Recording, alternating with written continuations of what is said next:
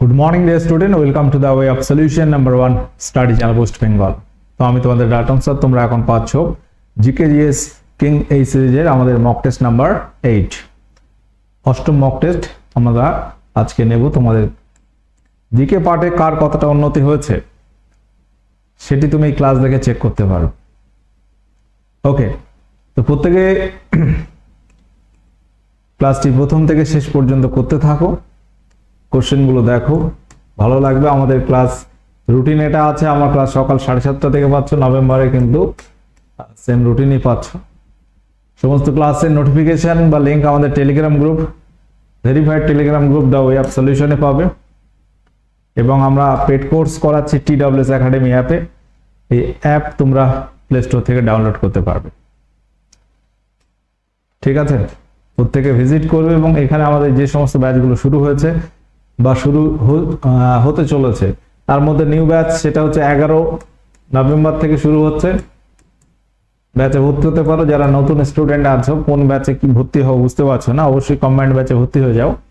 সমস্ত ধরনের পরীক্ষা প্রস্তুতি একটা ব্যাচেই তোমার কভার হয়ে যাবে। পাশাপাশি আরো অনেক ব্যাচ আমাদের শুরু হয়েছে অলরেডি। ক্লার্কশিপের ডেসক্রিপটিভ ব্যাচ, এসআই মেন্স এর descriptive batch, foundation batch, WBKP রাজ্যের group C batch 2025, upper primary batch 2025। তো এই সমস্ত ব্যাচগুলো কিন্তু চলছে অলরেডি। তো চলো আমরা আজকে এমসিকিউ শুরু করি এবং এখানে 25 কোশ্চেন আমরা আলোচনা করব এবং 25 এর মধ্যে কে কত পাচ্ছ অবশ্যই একটু জানাবে কমেন্ট করে। জিকে পার্টে কার কোন লেভেলে অবস্থান করছো, কে কোন লেভেলে অবস্থান করছো ক্লাস করলেই তুমি বুঝতে পারবে। ইতিহাস, ভূগোল, সায়েন্স সব রকম মিশিয়ে কোশ্চেন তোমরা পাচ্ছ। কোশ্চেন নাম্বার 1, কৃষ্ণের অবতার এবং জগৎভূষণ উপাধি কে ধারণ করেছিলেন বা কাকে বলা হতো কৃষ্ণের অবতার বা জগৎভূষণ? নসরত শাহ, হোসেন শাহ, ইলিয়াস শাহ, এদের কেউ নয়। কোশ্চেন নাম্বার 1, ইতিহাস থেকে বলো কি হবে এখানে সঠিক উত্তর। প্রত্যেকের সেশনটি লাইক শেয়ার করে দেবে প্রথমেই এবং শেষ পর্যন্ত ক্লাসটি করতে থাকো। কৃষ্ণের অবতার এবং জগৎভূষণ উপাধিতে ভূষিত হয়েছিলেন বা ধারণ করেছিলেন বাংলার শাসক হোসেন শাহ, যাকে বলা হয় বাংলার আকবর। হোসেন শাহকে বলা হয় বাংলার আকবর, ঠিক আছে? হোসেন শাহের সময়টা যদি দেখো, শ্রী চৈতন্যদেবের সমসাময়িক ছিল হোসেন শাহ। নিচে দেওয়া বিবৃতিগুলি বিবেচনা করুন। ভারতীয় সংবিধানের দ্বিতীয় অংশে 12 নম্বর থেকে 35 নম্বর ধারার মধ্যে ভারতীয় নাগরিকদের মৌলিক অধিকার বিবৃত আছে। সংবিধানের সম্পত্তির অধিকার অন্যতম একটি মৌলিক অধিকার। তো দুটো বিবৃতি আছে এবং এই বিবৃতি দুটির মধ্যে বলতে হবে কোনটি বা কোনগুলি সঠিক। প্রত্যেকে কোশ্চেনটা ভালো করে পড়বে এবং কোশ্চেনটি সংবিধান থেকে তোমরা বুঝতেই পারছো। বলা হয়েছে যে ভারতীয় সংবিধানের দ্বিতীয় অংশে 12 থেকে 35 নম্বর ধারাতে মৌলিক অধিকারগুলো আছে এবং সম্পত্তির অধিকার এটা মৌলিক অধিকার নয় কিন্তু, তাই না? সম্পত্তির অধিকার এটি মৌলিক অধিকার নয়, এটা বাদ গেছে বর্তমানে। আর এটা কি সঠিক আছে? 12 থেকে 35 এটা সঠিক অবশ্যই আছে, কিন্তু পার্ট 2 নয়, এটা কিন্তু ভুল আছে। তাহলে দুটোই ভুল আছে, 1, 2 কোনোটাই সঠিক নয়, দুটোই ভুল আছে। কেন ভুল স্যার? 12 থেকে 35 এটা সঠিক এবং এটা অলরেডি আমাদের মৌলিক অধিকার আছে পার্ট 3-তে, 3 নম্বর পার্টে আছে, দ্বিতীয় পার্ট বা দ্বিতীয় অংশে নয়। সম্পত্তির অধিকার এটি এখন লিগ্যাল রাইট বা আইনি অধিকার, আর্টিকেল 300A ধারাতে কিন্তু রয়েছে। সম্পত্তির অধিকার 1978 সালে 44তম সংবিধান সংশোধনী দ্বারা মৌলিক অধিকার থেকে বাদ গেছে। তাহলে এই কোশ্চেনটি মৌলিক অধিকার রিলেটেড কোশ্চেন এবং মৌলিক অধিকার ভারতের সংবিধানের পার্ট 3 12 থেকে 35 নম্বর ধারার মধ্যে আছে। এখানে কোনো অপশনটি আমরা সঠিক নিতে পারলাম না, ঠিক আছে? পরবর্তী কোশ্চেন আসবো, ট্রাইসেম। এই ট্রাইসেম প্রকল্পের উদ্দেশ্য কি ছিল? ট্রাইসেম প্রকল্প কবে শুরু হয়? ট্রাইসেমের ফুল ফর্ম কি? এটা আমরা অর্থনীতি রিলেটেড কোশ্চেন বলতে পারি। অপশন এ বলছে গ্রামীণ যুবকদের স্বনিযুক্তির প্রশিক্ষণ দেওয়া, শহরের যুবকদের স্বনিযুক্তির ব্যবস্থা করা, মহিলাদের স্বনিযুক্তির প্রশিক্ষণ দেওয়া। অপশন ডি শিশুদের উন্নয়নের প্রকল্প প্রস্তুত করা। তো ট্রাইসেম একটি প্রকল্প, এই প্রকল্পের উদ্দেশ্য কি ছিল? ট্রাইসেম এর ফুল ফর্মটা কি হবে এটা আমরা ব্যাখ্যা করলে কিন্তু উত্তর পেয়ে যাব। টিতে হচ্ছে ট্রেনিং, আর রুরাল গ্রামীণ, ওয়াইতে ইউথ, ঠিক আছে, গ্রামীণ যুবকদের ট্রেনিং বা প্রশিক্ষণ দেওয়া যাতে কি হয়, সেলফ এমপ্লয়মেন্ট, স্বনিযুক্তি। তো এখানে training of rural youth for self employment, এটা হচ্ছে ট্রাইসেমের পুরো কথা। এবং এটি ভারতে লঞ্চ হয়েছিল, প্রকল্পটা শুরু হয় 1979 সালে ঘোষণা হয় এবং এটি মূলত গ্রামীণ যুবকদের স্বনিযুক্তির জন্য ট্রেনিং, কোনো কুটির শিল্প বা বিভিন্ন কাজের জন্য ট্রেনিং দেওয়া যাতে তারা নিজেরা কোনো বিজনেস ছোটখাটো করতে পারে। কোশ্চেন নাম্বার 4, কাশ্মীরের আকবর কাকে বলা হয়? ইতিহাস থেকে প্রশ্ন এবং খুব ইম্পর্টেন্ট, পরীক্ষায় বহুবার এসছে। কোশ্চেনগুলো সহজ, আগেও করিয়েছি আমি, এখনো করাচ্ছি, কারণ নতুন করে আবার আমি শুরু করেছি সেট 1 2 3 4 করে মক টেস্ট আকারে। আজকে চলছে কত নম্বর মক টেস্ট? 7-8 নম্বর হবে, 8 নম্বর হবে। তো এইভাবে ক্লাসগুলো তোমাদের আমি ওভারঅল যে কোশ্চেনগুলো খুব ইম্পর্টেন্ট সেগুলোই আবার করাচ্ছি। এগুলো তোমার রাজ্যের group C, upcoming WBP constable বা ডাব্লিউবিপি রিলেটেড অন্যান্য পরীক্ষায় কিন্তু কাজে আসবে। কাশ্মীরের আকবর বলা হয় জয়নাল আবেদিন বা জয়নুল আবেদিনকে। সুলতানি যুগের আকবর বলা হয় ফিরোজ শাহ তুগলককে। বাংলার আকবর হোসেন শাহকে বলা হয়। কোশ্চেন নম্বর 1 এ আমরা আলোচনা করেছি। আচ্ছা, পরবর্তী কোশ্চেন, নিম্নের কোন শিল্পী সেতারের সাথে যুক্ত? সেতারের সঙ্গে যুক্ত অর্থ সেতার বাদক নিম্নের কে? এরকম বিভিন্ন যন্ত্রশিল্পী থেকে প্রশ্ন হতে পারে। স্ট্যাটিক জিকে এই পার্টগুলো ভালো করে পড়তে হবে। রাজ্যের পরীক্ষা একটা দেবেই দেবে, দেখবে, সে ডাব্লিউবিপি হোক বা রাজ্যের গ্রুপ সি গ্রুপ ডি হোক, বা তুমি প্রাইমারি আপার প্রাইমারি টেটেও পেতে পারো। নিম্নের কোন শিল্পী সেতারের সঙ্গে যুক্ত? ওস্তাদ জাকির হোসেন তবলা, তিনি তবলা বাদক, মারা গেছেন। পণ্ডিত রবিশঙ্কর হচ্ছে সেতার। অপশন বি এখানে সঠিক উত্তর হয়ে যাবে। চাপ বাড়লে কোনটির জলে দ্রাব্যতা বাড়ে? এখানে কোন অপশনটি তুমি সঠিক উত্তর করবে? Carbon dioxide, nitric oxide, carbon monoxide. Option D কোনটি নয়। দ্রাব্যতা বিষয়টা কি মনে আছে তোমাদের? দ্রাব্যতা বিষয়টা আমরা কোথায় পাই বলো তো? কোন চ্যাপ্টারে পাই আগে সেটা বলো। দ্রাব্যতা এই কথাটা আমরা পাই সলিউশন বা দ্রবণ চ্যাপ্টারে। কেমিস্ট্রি পার্টে একটা চ্যাপ্টার হচ্ছে সলিউশন বা দ্রবণ। দ্রবণ তৈরি হয় দুটো বিষয় দিয়ে, একটা দ্রাবক একটা দ্রাবক, একটা সলিউট একটা solvent. Solution equal to solute plus solvent, অর্থাৎ দ্রবণ ইকুয়াল টু দ্রাবক প্লাস দ্রাবক। ধরো শরবত, সেখানে চিনি আছে জল আছে, চিনি হচ্ছে দ্রাবক আর দ্রাবক হচ্ছে জল, যেটি বেশি থাকবে সেটা দ্রাবক, যেটা কম থাকবে সেটা দ্রাবক। এখন একটা জলে 100 গ্রাম জলে কতটা চিনি দ্রবীভূত হতে পারে সেটাই হচ্ছে চিনির দ্রাব্যতা। একটা নির্দিষ্ট উষ্ণতা ফিক্সড করতে হবে, নির্দিষ্ট উষ্ণতা নির্দিষ্ট, বা তুমি 100 গ্রাম দ্রাবক নিলে, 100 গ্রাম দ্রাবক মানে 100 গ্রাম জল নিলে, সেখানে তুমি চিনি মেশাচ্ছ 10 15 20 25 30 এইভাবে ধরো 40 বা 50 গ্রামে গিয়ে দেখলে আর চিনি সেই উষ্ণতায়, ধরো ঘরের টেম্পারেচার নেওয়া হয়েছে, আর কিন্তু দ্রবীভূত হচ্ছে না। তাহলে বুঝতে হবে ওই 50 গ্রামে গিয়ে যদি স্টপ হয়ে যায় 100 গ্রাম জলে, তো ওইটাই হচ্ছে চিনি দ্রাব্যতা। দ্রাব্যতা একটি সংখ্যা মাত্র, এটার কোনো কিন্তু একক নেই। ক্লিয়ার? তাহলে দ্রাব্যতা তোমাদের বললাম এটা আমরা পাচ্ছি দ্রবণে। এই দ্রাব্যতা বেশ কিছু বিষয়ের উপর ডিপেন্ডেবল। আমরা প্রথমে বলেছি উষ্ণতা। যদি 100 গ্রাম জল নাও আর তুমি যদি 50 গ্রাম চিনি দিলে দ্রবণটা সম্পৃক্ত হয়, মানে ওর বেশি আর চিনি ওই উষ্ণতায় দ্রবীভূত হবে না। এবার তুমি একটু গ্যাসে উনানে বসাও, 50-এ যায় 500 গ্রাম চিনি দাও, দেখবে দ্রবীভূত হয়ে যাচ্ছে। তাহলে দ্রাব্যতা উষ্ণতার সঙ্গে বৃদ্ধি পায়, চাপ বাড়ালে অনেক সময় বৃদ্ধি পায়। তো এই ধর্মগুলো আছে। চাপ বাড়ালে, প্রেসার বাড়িয়ে দ্রাব্যতা বাড়ানো হয় কার্বন ডাই অক্সাইডের, যেটা আমরা দেখবো সফট ড্রিঙ্কস, কোল্ড ড্রিঙ্কসে থাকে। একটা কোল্ড ড্রিঙ্কসের ছিপি তুমি যেই ওপেন করছো দেখবে ছ্যাঁচ করে আওয়াজ হচ্ছে, যে গ্যাসটা বার হচ্ছে ওটা কিন্তু কার্বন ডাই অক্সাইড থাকে। ওকে, কার্বন ডাই অক্সাইড বুদবুদ উঠতে থাকে। CO2 carbon die oxide. উস্তাদ বিসমিল্লাহ খান নিম্নের কোন বাদ্যযন্ত্রের সঙ্গে সম্পর্কিত? উস্তাদ বিসমিল্লাহ খান নামটা খুব পপুলার এবং পরীক্ষায় এটি আসে, খুব পপুলার, কিন্তু এইগুলো জানতেই হবে, যেগুলো করানো হচ্ছে এগুলো মনে রাখতে পারলে তাই অনেক। উস্তাদ বিসমিল্লাহ খান বিয়ে হলে শোনা যায় কি? সানাইয়ের আওয়াজ। সানাই, বিখ্যাত সানাই বাদক উস্তাদ বিসমিল্লাহ খান। অপশন ডি এখানে রাইট অ্যান্সার হয়ে যাবে।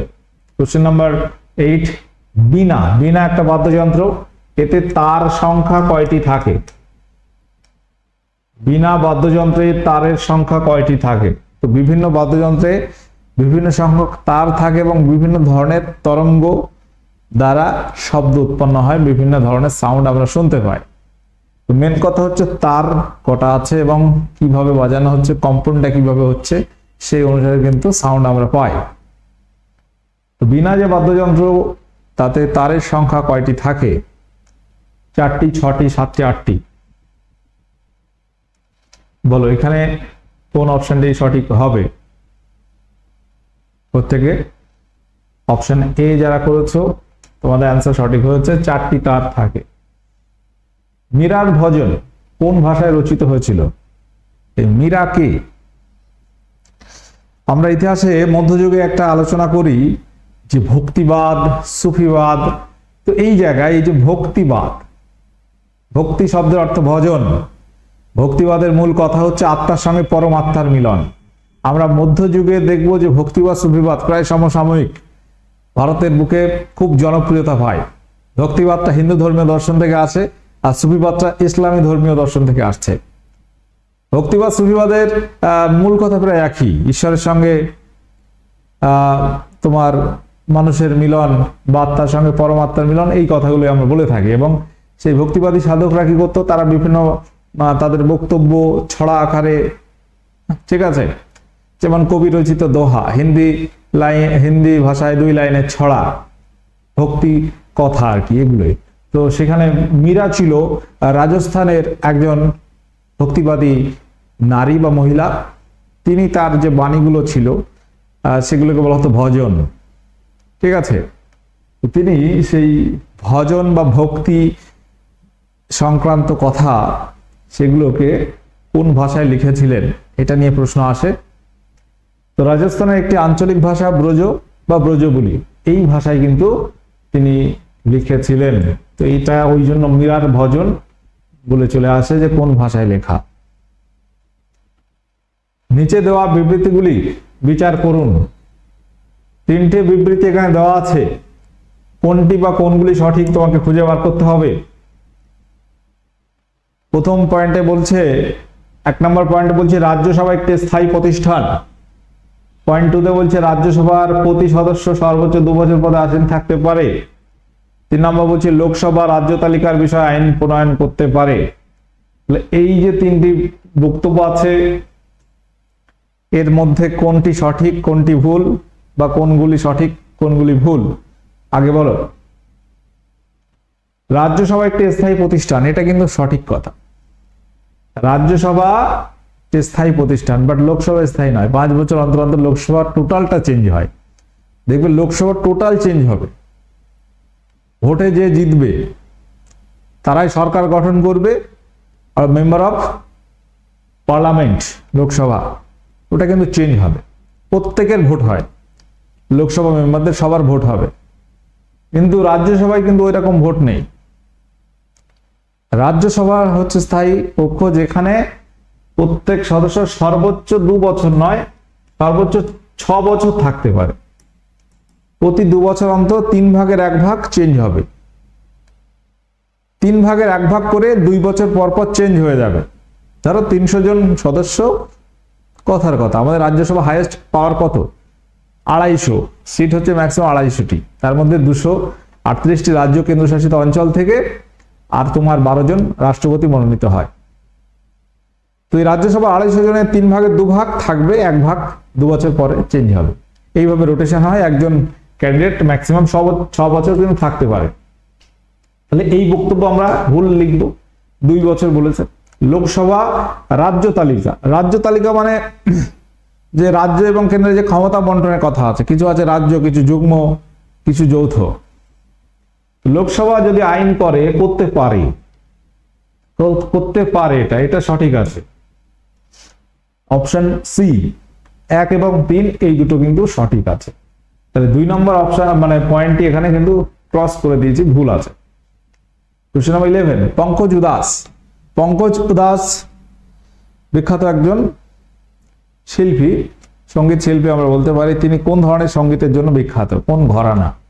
এটা ঘরানা, বেশ কিছু ঘরানা আছে, হিন্দুস্তানি, কর্ণাটকী, গজল, কীর্তন।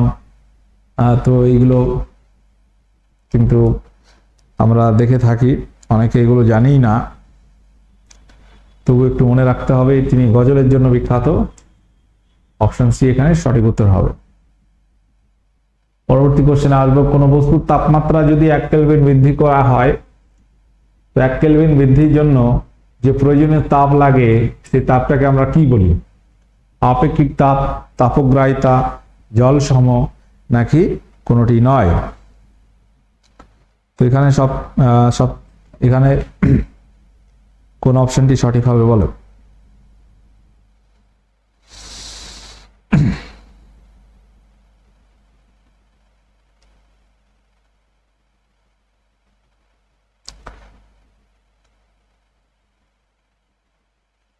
কোন বস্তুর তাপমাত্রা 1 কেলভিন, পার্থক্য যদি দেখো তুমি 0 ডিগ্রি সেন্টিগ্রেড থেকে 100 ডিগ্রি সেন্টিগ্রেড, আর 273 থেকে 373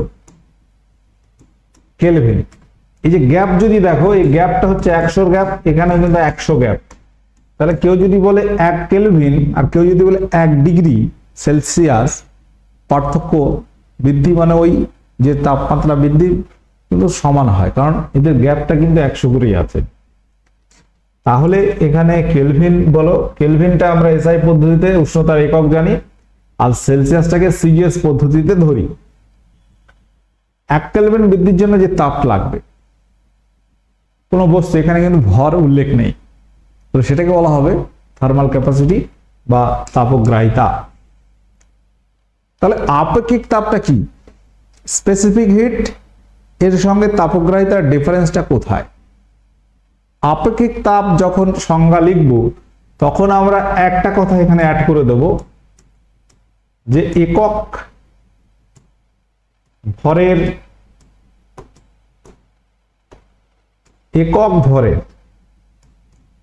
একক ভরের কথাটা যখনই যোগ এখানে আমরা অ্যাড করে দেব, প্লাস এই যে তাপগ্রাহিতা,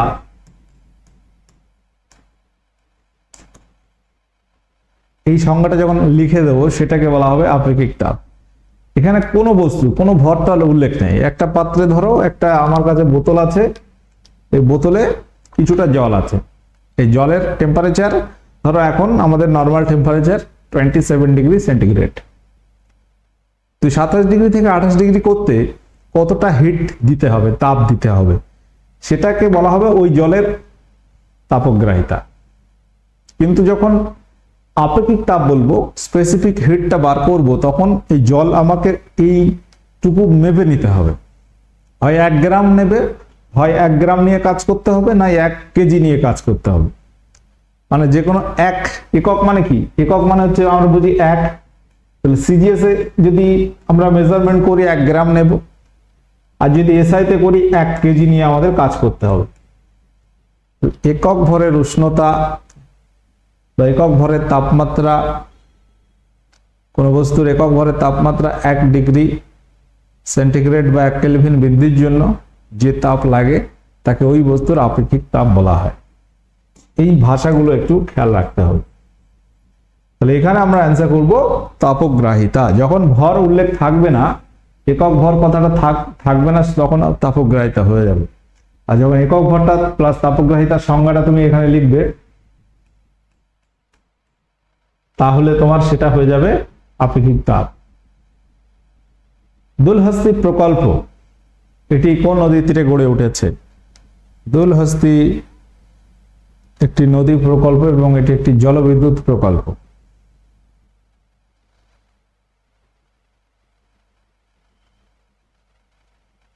এটি কোন নদীর তীরে গড়ে উঠেছে? উত্তর হবে চন্দ্রভাগা নদীর উপর গড়ে উঠেছে। জম্মু কাশ্মীরের তোমার কিস্তওয়ার ডিস্ট্রিক্টের মধ্যে এই প্রকল্পটি অবস্থিত। কোশ্চেনটি কিন্তু পরীক্ষায় আসে। দয়াশঙ্কর জগন্নাথ তিনি কোন ধরনের শিল্পী? তো এই শিল্পী রিলেটেড আমি বেশ কয়েকটা কোশ্চেন এখানে রেখেছি। শুরু থেকে 3-4টে কোশ্চেন তোমরা পেলে, 3-4-5টা কোশ্চেন স্ট্র্যাটেজিকের কোশ্চেন মাঝে মাঝে আলোচনা করা হচ্ছে একটু। দয়াশঙ্কর জগন্নাথ তিনি কোন বাদ্যযন্ত্রের সঙ্গে যুক্ত শিল্পী? বাঁশি, তবলা, সারঙ্গী, সানাই। তো এই বিষয়ে যদি বলো ক্লাস করতে হবে কোন বাদ্যযন্ত্রের সঙ্গে কে যুক্ত, ক্লাস আমি আগে করিয়েছি, প্রয়োজনে আরো একবার করানো হবে। বাট তোমাদের রিকোয়েস্ট বা তোমাদের চাহিদা আছে কিনা আগে দেখে নিতে হবে। দয়াশঙ্কর জগন্নাথ হচ্ছে বিখ্যাত সানাই বাদক। আমরা ওস্তাদ বা পণ্ডিত বিসমিল্লাহ খানের কথা বলেছি। দয়াশঙ্কর জগন্নাথ তিনিও বিখ্যাত সানাই শিল্পী। যদি বলো যে এই বিষয়ে স্যার ক্লাসটা আর একবার করিয়ে দিন, কমেন্ট বক্সে জানাতে হবে।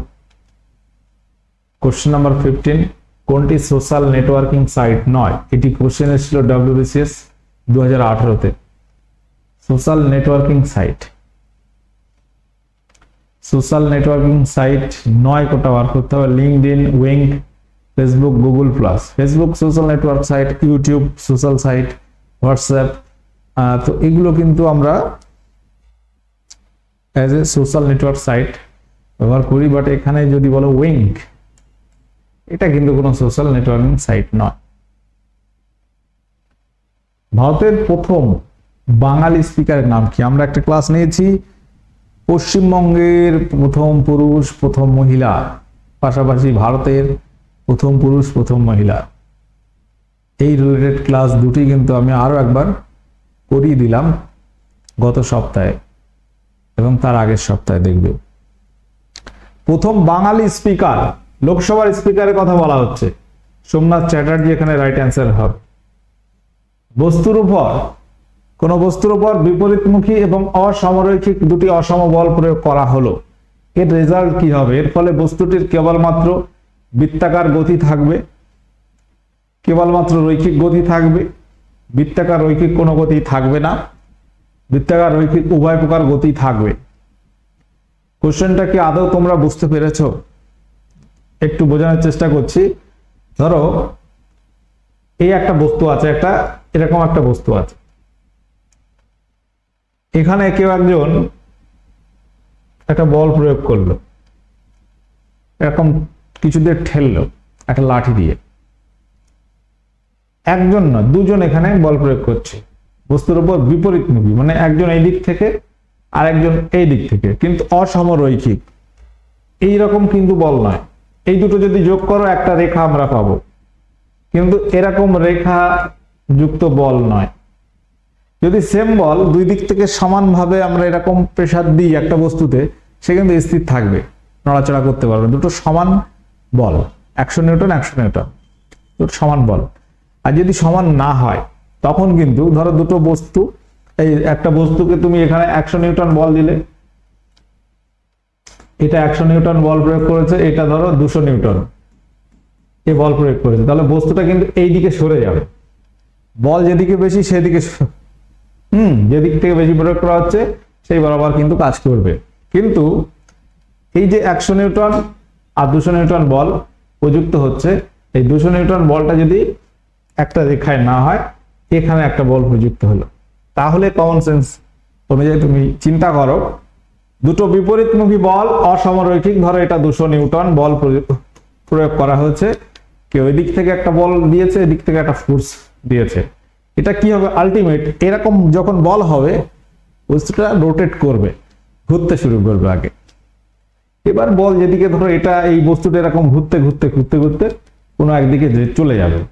তাহলে এখানে দুই ধরনের গতি আমরা দেখতে পাবো, বৃত্তাকার আবার রৈখিক, দুটো গতি হতে পারে। বৃত্তাকার এবং রৈখিক দুটো গতি থাকবে, কারণ ডিরেকশন দুটো কিন্তু অসমরৈখিক, একটা এদিকে একটা এদিকে, মানে এটা এরকম পাক খেতে খেতে চলতে থাকবে। রৈখিক গতি মানে কি, একটা রেখা বরাবর চলে যাবে, এটা রোটেট করতে করতে একদিকে চলে যেতে পারে। এরকম আমরা কিন্তু ছবিটা বলতে পারি।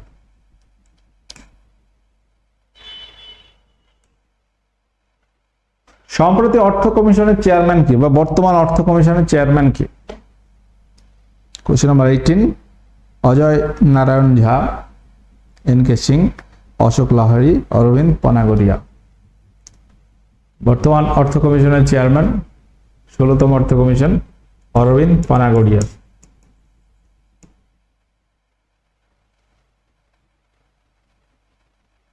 বক্সারের যুদ্ধের সময় বাংলার গভর্নর কে ছিল?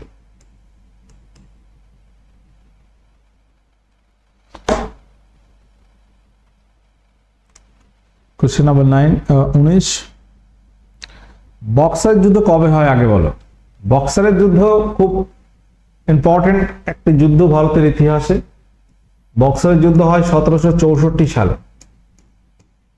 পলাশীর যুদ্ধ তো আমরা জানি যে ইংরেজরা বাংলার নবাব সিরাজউদ্দৌলাকে হারিয়ে দেয়, পরাস্ত করছে, এবং সেখানে বাংলার বুকে ক্ষমতা দখল করছে তারা। ধীরে ধীরে ইংরেজরা ক্ষমতা বাড়াচ্ছে। কিন্তু বক্সারের যুদ্ধটা হচ্ছে ভাইটাল যুদ্ধ আরো ধরা হয়, কারণ এই বক্সারের যুদ্ধ অনেকের সঙ্গে হয়েছিল ইংরেজদের। বাংলার মীর কাসিম, অযোধ্যার নবাব সুজাউদ্দৌলা এবং তৎকালীন মুঘল সম্রাট দ্বিতীয় শাহ আলম, তিনজনের মিলিত শক্তি মিলিয়ে কিন্তু ইংরেজদের পরাস্ত করতে পারেনি। তো এখানে ইংরেজরা সবার উপরে জয়ী হচ্ছে এবং সব দিকে ক্ষমতাটা তারা এবার দখল করতে পারছে। পলাশীর যুদ্ধ শুধু বাংলার নবাব সিরাজউদ্দৌলার সঙ্গে হয়েছিল, বাংলাটা আগে দখল করলো। তাহলে বক্সারের যুদ্ধটা কিন্তু আরো ভাইটাল, যে যুদ্ধের দ্বারা ইংরেজদের ক্ষমতা আরো বৃদ্ধি পাচ্ছে এবং তারা ভারতের বুকে বা সাম্রাজ্য স্থাপনের স্বপ্ন দেখছে। তো বক্সারের যুদ্ধ 1764 সালে হয়েছিল। সেই সময় বাংলার গভর্নর ছিল ভানসিটাট। অপশন সি এখানে সঠিক উত্তর হয়ে যাবে, ভানসিটাট এখানে রাইট অ্যান্সার হবে।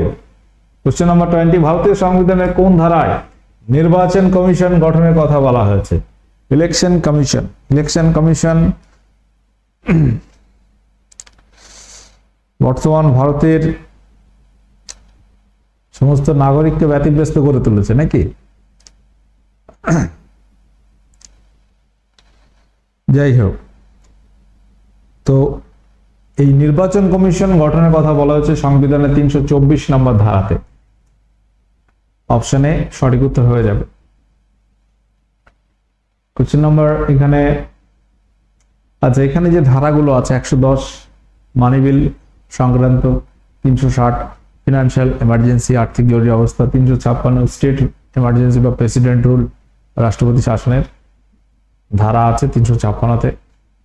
আমাদের বর্তমান যে ব্যাচগুলো অ্যাভেলেবেল আছে, একদম নিউ ব্যাচ শুরু হচ্ছে 11 তারিখ থেকে নভেম্বরে। এই ব্যাচটা স্টার্ট হয়েছে কয়েক সপ্তাহ আগেই। এটাও খুব recent batch, clerkship descriptive batch, এটা চলছে। গ্রুপ সি ব্যাচ এটা রানিং আছে। আপার প্রাইমারি ব্যাচটাও কিন্তু শুরু হয়ে গেছে অলরেডি।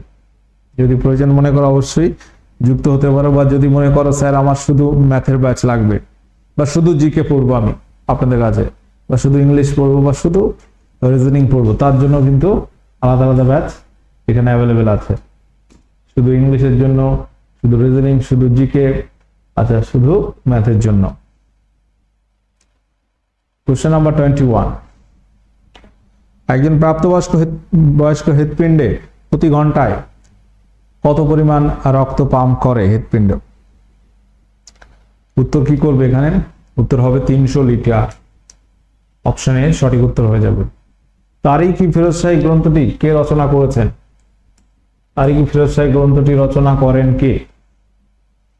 ভেরি ভেরি ইম্পর্টেন্ট, এবং উত্তর হয়ে যাবে জিয়াউদ্দিন বারনী। জিয়াউদ্দিন বারনী। নোবেল পুরস্কার কোথা থেকে দেওয়া হয়? নোবেল পুরস্কার, মূল যে নোবেল পুরস্কার সুইডেনের স্টকহোম, সুইডেনের রাজধানী স্টকহোম থেকে দেওয়া হয়। নোবেল শান্তি পুরস্কারটা নরওয়ের রাজধানী অসলো থেকে দেওয়া হয়। জওহর রোজগার যোজনা উদ্দেশ্য কি ছিল? জওহর রোজগার যোজনা, এই জওহর রোজগার যোজনা উদ্দেশ্য কি ছিল বলতে হবে। Question number 24। গ্রামীণ বেকার যুবকদের কর্মনিযুক্তি, শহরের বেকার যুবকদের কর্মনিযুক্তি, গ্রামীণ মহিলাদের স্বনিযুক্তি, ভূমিহীন চাষীদের কর্মসংস্থান।